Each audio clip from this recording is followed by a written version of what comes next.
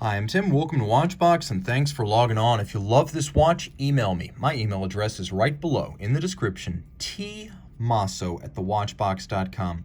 Your purchase and pricing email question line for buying this or any watch you see on any Watchbox platform. Reach out to me directly. Email tmosso@thewatchbox.com. Today, we're discussing a watch that launched in 2004, and it immediately won the GPHG Best Men's Watch Prize, which it held jointly for 2004 with the Patek Philippe 5135. This watch made a splash. It is, of course, the Zenith Chronomaster Open El Primero, a movement that needs no introduction in a form that might have been the most charismatic design of the controversial design chief, president, and CEO of Zenith in the 2000s, Terry Nataf.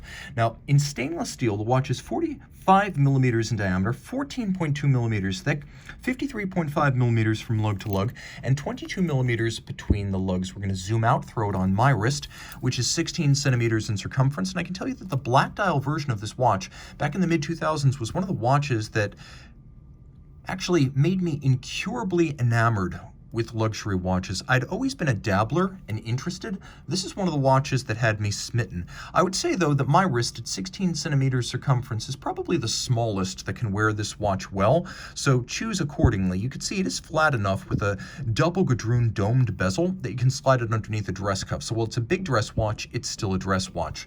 Here's your down the barrel one more time. Taking a look at the strap, Zenith certainly does not short you the leather, as you can see. Large rectangular scale alligator leather, black gloss finish, monotone stitch, sheer cut sides showing the layer of leather, lots of bolstering to give it thickness and volume. You can see it's gator on the top, it's calfskin on the bottom, and it is a brand new Zenith factory strap. Taking a look at the buckle, it's a double deployant. This was one of the things Nataf did. He helped to spread deployance across the line to give a little bit more value and an upscale look and feel to the watch. And indeed, this does prevent you from accidentally dropping the watch while donning or removing. Another thing Nataf did was across the line, he got rid of the holes in the lugs. So again, no need for strap tools on a luxury watch like this. You're going to wear it on the leather strap. You're not going to put it on a NATO. So that goes away, creating a seamless case band. You can see how the case band is sheer, but it's rolled at its top and rolled at its bottom. Everything's of high polish, and it's very large because that was the look in the 2000s. The lugs have a little bit of a fluting on their sides to break up their apparent mass. Then we have the same treatment on the bezel. You can see 1, 2, 3 different steps, and these little gadroons, as they're known, run circumferentially around.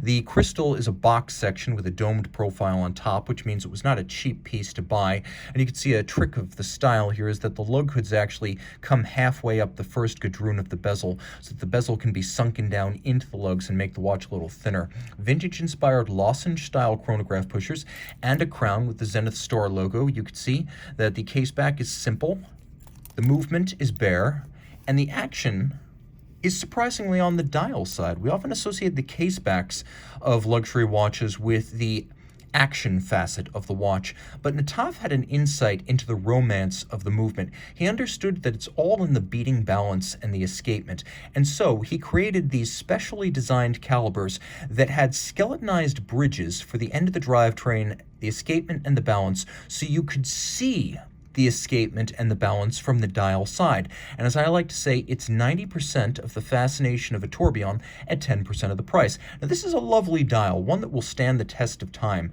As you can see, it features applique Roman numerals, radially arrayed, a Zenith Star logo, a lovely black polished power reserve scale at center. We have lovely extended Dauphine hands that are faceted for better contrast against the dial base. We have an echo of the gadroons of the bezel in the faceted bezel that frames the open escapement. We have an extended fourth wheel pinion that bears a tri-spoke constant seconds indicator, and then we have a minutes indicator for the chronograph over at 3 o'clock with a polished chapter ring. And as you can see, the El Primero is a instantaneous jumping chronograph. Now, the power reserve scale is fun to play with because you can manually wind it and watch it advance. And of course, it is a fine column wheel chronograph with a wonderfully positive action.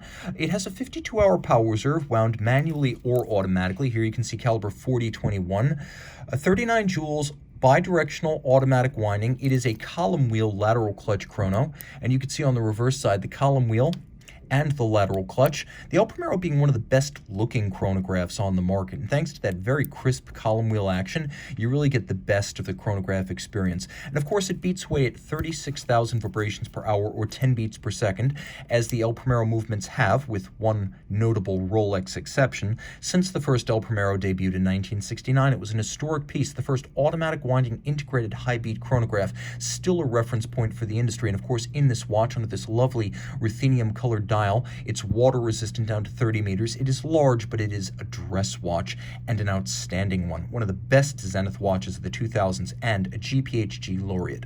Reach out to Team Mosso at thewatchbox.com for pricing and details.